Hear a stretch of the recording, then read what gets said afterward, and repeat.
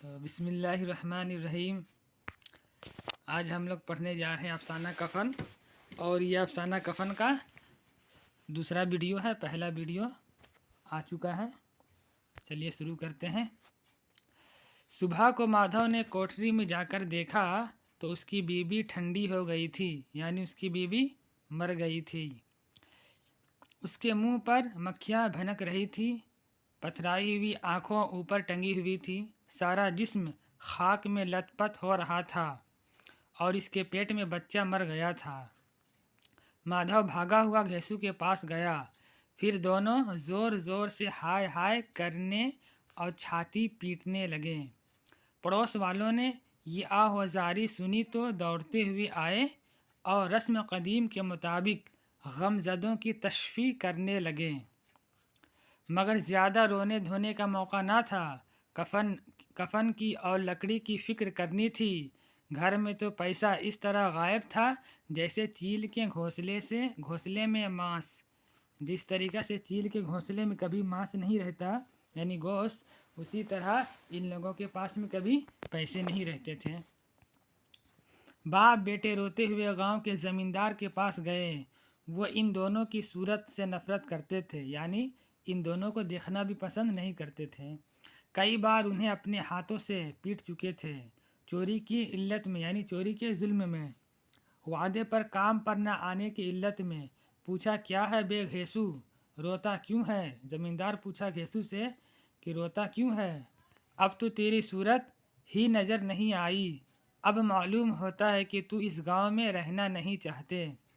घेसू ने ज़मीन पर सर रखकर आंखों में आंसू भरते हुए कहा, सरकार, बड़ी विपत में हूँ, यानी बड़ी मुसीबत में हूँ। माधव की घरवाली रात गुजर गई। दिन भर तड़पती रही सरकार।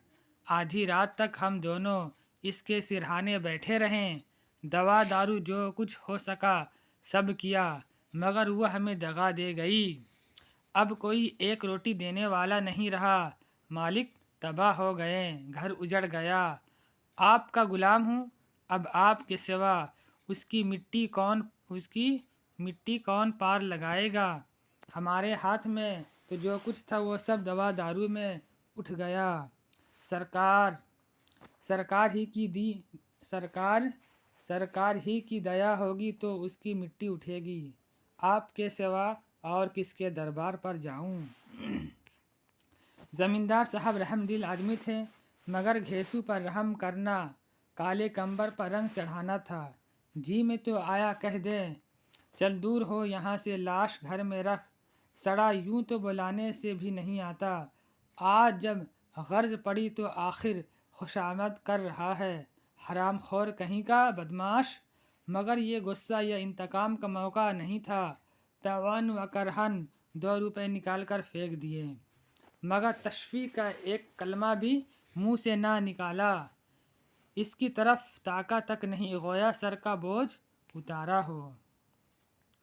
जब ज़मींदार साहब ने 2 रुपए दिए तो गांव के बनिए मुहाजिनों की इनकार की जुर्रत क्यों कर होती। घेसू ज़मींदार के नाम से ढिंढोरा पीटता जाता था। किसी ने 2 आने दिए, किसी ने 4 आने। 1 घंटे में घेसू के पास 5 रुपए की माकूल रकम जमा हो गई। किसी ने गल्ला दिया और किसी ने लकड़ी। और दोपहर को घेसू और माधव बाजार से कफन लाने चले। इधर लोग बांस वांस काटने लगे। गांव की रकीकुल कलब औरतें लाश आकर देखती थी और इसके बेबसी पर 2 बूंद आंसू गिराकर चली जाती थी। बाजार में पहुंचकर घेसू बोला, लकड़ी तो उसे जलाने भर को मिल गई है, क्यों माधव? माधव बोला, हाँ और क्या, लाश उठते उठते रात हो जाएगी। रात को कफन कौन देखता है? यहाँ देखिए, कफन नहीं बल्कि कफन पे एक अल्फाज इस्तेमाल कर रहे हैं। मतलब मुंशी प्रेमचंद ने गांव के अल्फाज को ही जगह दी है, क्योंकि वो गांव के रहने वाले थे, तो उनकी ज़बान को ही पेश कर रहे हैं। कफन कौन देखता है? कैसा बुरा रवाज है कि जिसे जीते जी तन ढांकने को चिथड़ा भी ना मिले, उसे मरने पर नया कफन चाहिए। कफन लाश के साथ जल ही तो जाता है, और क्या रखा है, यहीं 5 रुपए मिलते तो कुछ दवा दारू करते। दोनों एक दूसरे के दिल का माजरा मानवी तौर पर समझ रहे थे। बाजार में इधर उधर घूमते रहे, यहाँ तक कि शाम हो गई। दोनों इत्तेफाक से या उम्दन एक शराब खाने के सामने आ पहुँचे और गोया किसी तयशुदा फैसले के मुताबिक अंदर गए और ज़रा देर तक दोनों तज़बज़ब की हालत में खड़े रहे। फिर घेसू ने एक बोतल शराब की ली, कुछ गज़क, और दोनों बरआमद में बैठ कर पीने लगे। कई कुचियाँ पहनी के बाद दोनों सरोवर में आ गए। घेसू बोला, कफन लगाने से क्या मिलता, आखिर जल ही तो जाता, कुछ बहू के साथ तो ना जाता। माधव आसमान की तरफ देखकर बोला, गोया फरिश्तों को अपनी मासूमियत का यकीन दिला रहा हो। दुनिया का दस्तूर है, यही लोग बामनों को हजारों क्यों देते हैं, कौन देखता है परलोक में मिलता है कि नहीं। बड़े आदमी के पास धन है, फोंके, हमारे पास फोंकने को क्या है। लेकिन लोगों का जवाब क्या दोगे, लोग पूछेंगे नहीं कि कफन कहाँ है। घेसू हंसा, कह देंगे कि रुपए कमर से घिसक गए, बहुत ढूंढा मिले नहीं।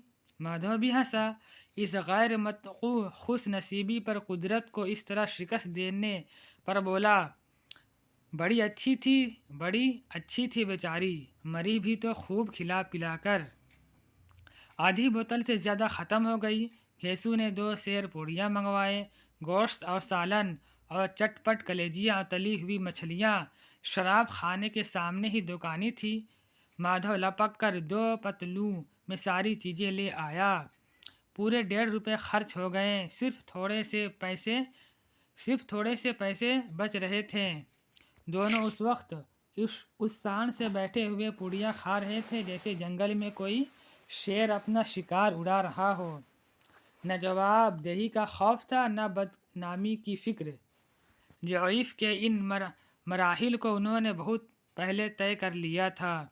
घेसू फलसिफाना अंदाज से बोला, हमारी आत्मा प्रसन्न हो रही है तो क्या उसे पुण्य ना होगा। माधव ने फिर के अकीदत झुकाकर तस्दीक की, जरूर से जरूर होगा। भगवान तुम अंतर्जामी अलीम हो, इसे बैकुंठ ले जाना। हम दोनों हर दिल से इसे दुआ दे रहे हैं, यानी अपने दिल से दुआ दे रहे हैं। आज जो भोजन मिला है इसीलिए हम दुआ दे रहे हैं। एक लम्हा के बाद माधव के दिल में एक तशवीश पैदा हुई, क्यों दादा, हम लोग भी तो एक न एक दिन वहाँ जाएंगे ही। घेसू ने इस तफलाना सवाल का जवाब ना दिया, मतलब घेसू ने इसका जवाब ना दिया। माधव की तरफ पुरमलामत अंदाज से देखा, जो वहाँ हम लोगों से वो पूछेंगी कि तुमने हमें कफन क्यों नहीं दिया तो क्या कहेंगे तुम्हारा सर। पूछेंगी तो ज़रूर, तो कैसे जानता है कि इसे कफन ना मिलेगी। तू मुझे ऐसा गधा समझता है, मैं 60 साल दुनिया में क्या घास खोदता रहा हूँ, इसको कफन मिलेगा और उससे बहुत अच्छा मिलेगा जो हम देते हैं। माधव को यकीन न आया, बोला, कौन देगा, रुपए तो तुमने चट कर गए। घेसू तेज हो गया, मैं कहता हूँ इसे कफन मिलेगा तो तू मानता क्यों नहीं, कौन देगा बताते क्यों नहीं। वही लोग देंगे जिन्होंने अब की दिया। हाँ, वो रुपए हमारे हाथ न आएंगे, और अगर किसी तरह आ जाए तो फिर हम इसी तरह यहाँ बैठे पिएंगे और कफन तीसरी बार मिलेगा। जो अंधेरा बढ़ता था और सितारों की चमक तेज़ होती थी, मैं खाने की रौनक भी बढ़ती जाती थी। कोई गाता था, कोई लहता था, कोई अपने रकीब के गले लिपट जाता था, कोई अपने दोस्त के मुंह से सागर लगाए देता था। वहाँ की फ़िज़ा में सरवर था, हवा में नशा कितने तो चुल्लू में उल्लू हो जाते हैं।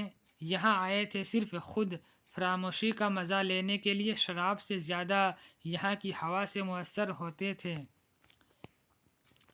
उसके बाद फिर और ये दोनों बाप बेटे अब भी मज़ा ले लेकर चुस्कियाँ ले रहे थे। सबकी निगाहें उनकी तरफ जमी हुई थी। कितने खुशनसीब हैं, दोनों पूरी बोतल बीच में है। खाने से फारिग होकर माधव ने बची हुई पुड़िया उत्तल उठाकर एक भिखारी को दे दिया, जो खड़ा उनकी तरफ देख ही रहा था और पीने की गुरूर, वलवला और मसरत का अपनी ज़िंदगी में पहली बार एहसास किया। घेसू ने कहा, ले जा, खूब खा और आशीर्वाद दे। जिसकी कमाई है वो तो मर गई, मगर तेरा आशीर्वाद उसे ज़रूर पहुंच जाएगा। रोवे रोवे से आशीर्वाद दे, बड़े गाढ़े कमाई के पैसे हैं। माधव ने फिर आसमान की तरफ देखकर कहा, बैकुंठ में जाएगी दादा, बैकुंठ की रानी बनेगी। मतलब जन्नत में जाएगी, जन्नत की रानी बनेगी, क्योंकि ये मरने के बाद भी हम लोगों को खिला रही है, इसीलिए। घेसू खड़ा हो गया और जैसे मुसर्रत की लहरों में तैरता हुआ बोला, हाँ बेटा, बैकुंठ में जाएगी।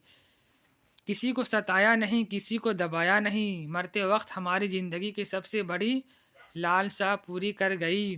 वो ना बैकुंठ में जाएगी तो क्या ये मोटे मोटे लोग जाएंगे, जो गरीबों को दोनों हाथ से लूटते हैं और अपने पाप को धोने के लिए गंगा में जाते हैं और मंदिर में जल चढ़ाते हैं। ये था अफसाना कफन का मुकम्मल खुलासा, और अगली वीडियो में इसका तज्ज़िया पेश करेंगे कि अफसाना कफन में जो किरदार पेश हुए, घेसू माधव का किरदार, और जिस समाज के बारे में मुंशी प्रेमचंद ने बताई हैं कि समाज के लोगों को निशाना बनाएं, समाज में ज़मींदार जो किसानों पर जुल्म कर रहे थे, उसी हवाले से घेसू और माधव की भी कहानी है।